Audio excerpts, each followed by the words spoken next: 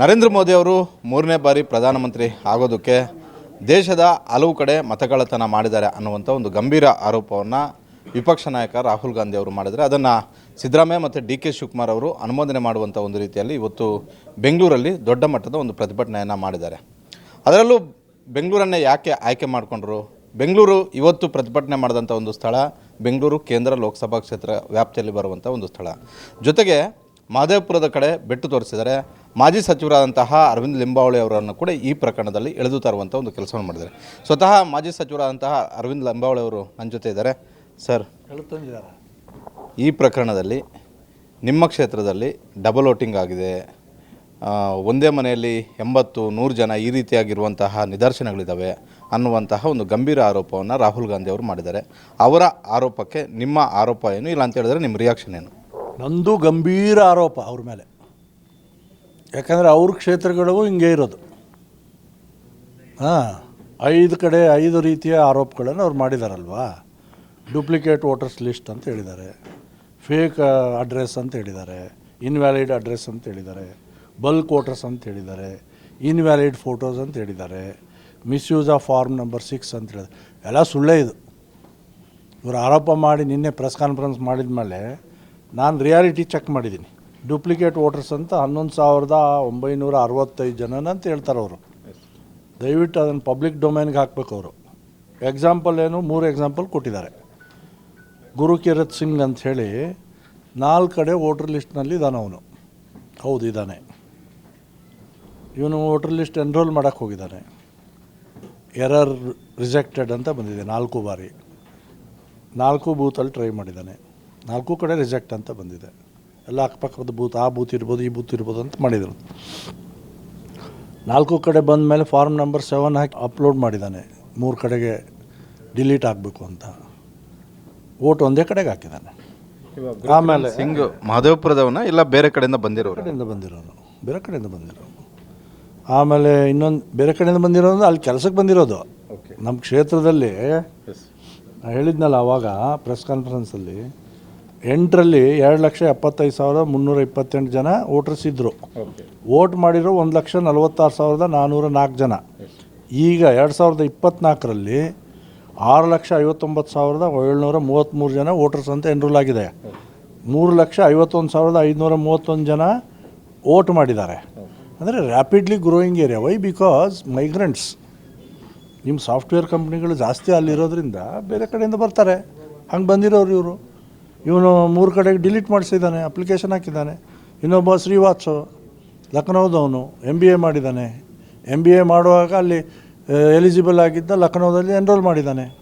ಆಮೇಲೆ ಮುಂಬೈನಲ್ಲಿ ಕೆಲಸ ಸಿಕ್ತು. ಕೆಲಸ ಸಿಕ್ಕ ಮೇಲೆ ಚೇಂಜ್ ಆಫ್ ಅಡ್ರೆಸ್ಸಿಗೆ ಫಾರ್ಮ್ ನಂಬರ್ 8 ಹಾಕ್ಬಿಟ್ಟು ಮುಂಬೈಗೆ ಹೋದ. ಮುಂಬೈನಿಂದ ಬೆಂಗಳೂರು ಕೆಲಸ ಸಿಕ್ತು, ಬೆಂಗಳೂರಿಗೆ ಬಂದ. ಫಾರ್ಮ್ ನಂಬರ್ 8 ಹಾಕಿಬಿಟ್ಟು ಬೆಂಗಳೂರಿಗೆ ಚೇಂಜ್ ಮಾಡ್ಕೊಂಡಿದ್ದ. ಬಾಡಿಗೆ ಮನೆಯಲ್ಲಿದ್ದ. ಬಾಡಿಗೆ ಮನೆಯಿಂದ ಸ್ವಂತ ಮನೆ ಖರೀದಿ ಮಾಡಿದ. ಆ ಬೂತಿಗೆ ಚೇಂಜ್ ಮಾಡಿಕೊಂಡ. ಅದಕ್ಕೂ ಫಾರ್ಮ್ ನಂಬರ್ 8 ಹಾಕಿ ಚೇಂಜ್ ಮಾಡ್ಕೊಂಡಿದ್ದಾನೆ. ಒಂದೇ ಕಡೆ ಓಟ್ ಹಾಕಿದ್ದಾನೆ. ನಮ್ಮ ಹತ್ರ ರೆಕಾರ್ಡ್ ಇದೆ. ನಮ್ಮ BLAಗಳು ಕೊಟ್ಟಿರುವಂಥ ರೆಕಾರ್ಡ್ ನಮ್ಮ ಹತ್ರನೂ ಇದೆ.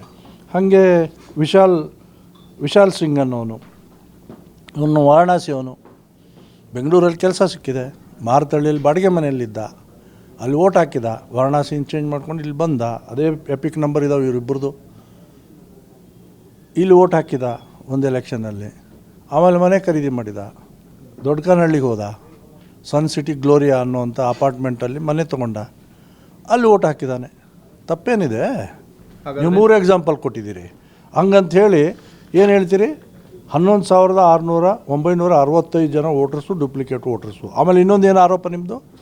ಫೇಕ್ ಅಡ್ರೆಸ್ 40,000 ಜನ ಇದ್ದಾರೆ. 40,009 ಹೆಂಗೆ ಅಡ್ರೆಸ್ ಇದೆ?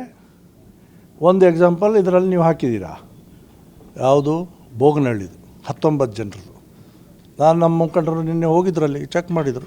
13 ಜನ ಸಿಕ್ಕಿದ್ದಾರೆ, 2 ಸತ್ತಿದ್ದಾರೆ. ಇನ್ನು ಅದರಲ್ಲಿ ವೋಟ್ ಹಾಕಿರೋರೇ 5-6 ಜನ. ಅಡ್ರೆಸ್ ಕೊಟ್ಟಿದ್ದಾರೆ ಅವರು ಎನ್ರೋಲ್ಮೆಂಟ್ ಫಾರ್ಮಲ್ಲಿ. ಅವಾಗ ಅಡ್ರೆಸ್ ಹಾಕದೇ ಇದ್ದರೆ ಅವ್ರು ತಪ್ಪ.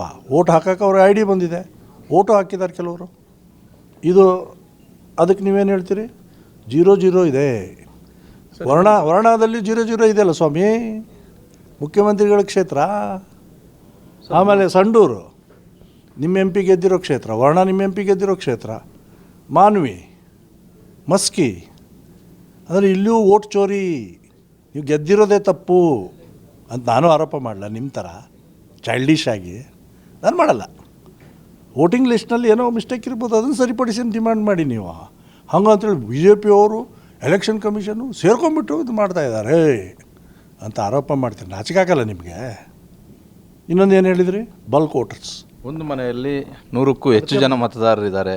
ಏನು ಅವಿಭಕ್ತ ಕುಟುಂಬಗಳಿದಾವೆ ಮಹದೇವಪುರದಲ್ಲಿ ಅಂತ? ಹಂಗಾದರೆ ಒಂದು ಮನೆ ಅಲ್ಲ ಅದು, ಹೋಟೆಲ್ನಲ್ಲಿ ಕೆಲಸ ಮಾಡುವಂಥ ಕೆಲಸಗಾರರು. ಯಾವ ಬೂತ್ ಹೇಳ್ತೀರಿ ನೀವು? 470. ಆ ಬೂತಲ್ಲಿ 80 ಜನ ಇದ್ದಾರೆ ಅಂತ ನಿಮ್ಮದು ಆರೋಪ. ಕೆಲಸ ಮಾಡೋರು ಇದ್ದಾರೆ ಅಂದರೆ ಕೆಲಸ ಮಾಡೋರು ವೋಟಿಂಗ್ ರೈಟ್ ಇಲ್ಲ,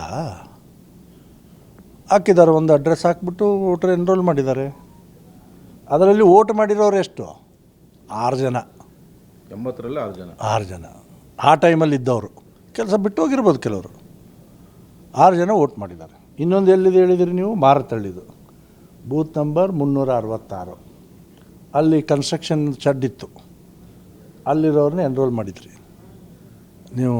ಮನೆ ರೂಮ್ಗಳನ್ನು ಕೊಟ್ಟಿದ್ರಿ. 48 ಜನ ಅಂತ ಹೇಳಿದ್ರಿ, 46 ಜನ. ಅದರಲ್ಲಿ ವೋಟ್ ಮಾಡಿರೋರು ಎಷ್ಟು? 2. ಆಮೇಲೆ ಇನ್ನೊಂದು ಯಾವುದು?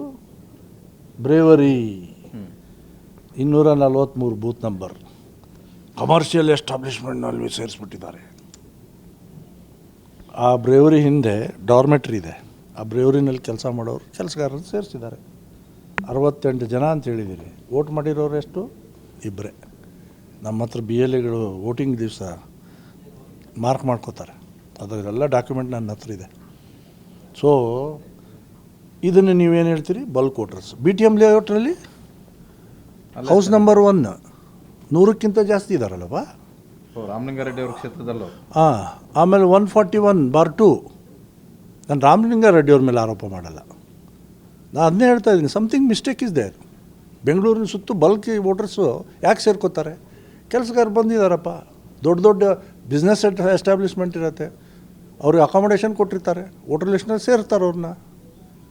ಅದನ್ನಂತ ಹೇಳಿ ನೀವು ಅದನ್ನು ಬಲ್ಕ್ ವೋಟರ್ಸ್ ಒಂದೇ ಮನೆ, ಸಿಂಗಲ್ ಬೆಡ್ರೂಮ್ ಹೌಸ್ 80 ಜನ ಅಂತ ಹೇಳ್ತಾನೆ ಇವನು.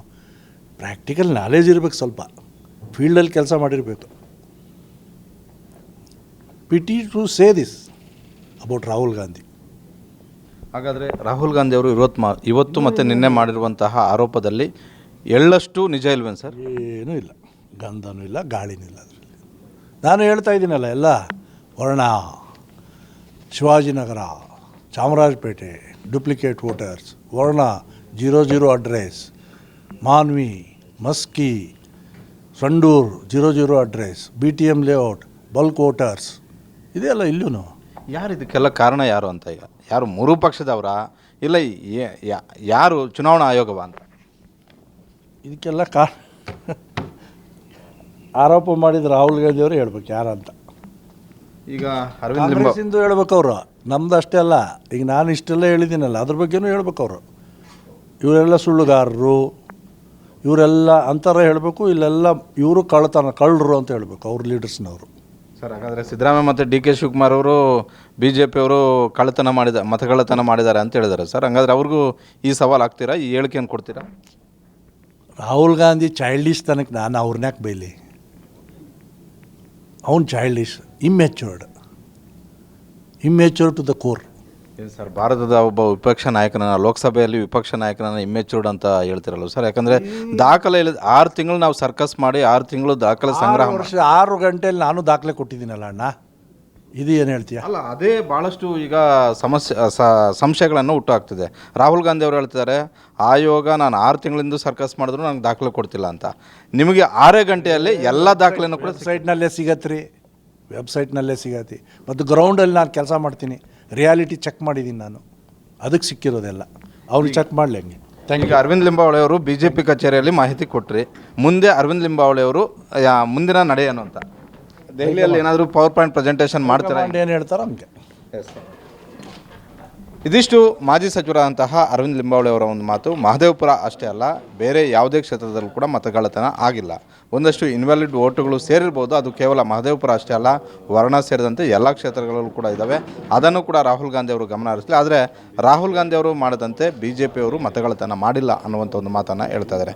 ಕ್ಯಾಮ್ರಾಮನ್ ವಿಜಯ್ ಜೊತೆ Maruti Paguda, Guarantee News, Bengaluru. Guarantee News, ಸುದ್ದಿ ಖಚಿತ, ನ್ಯಾಯ ನಿಶ್ಚಿತ.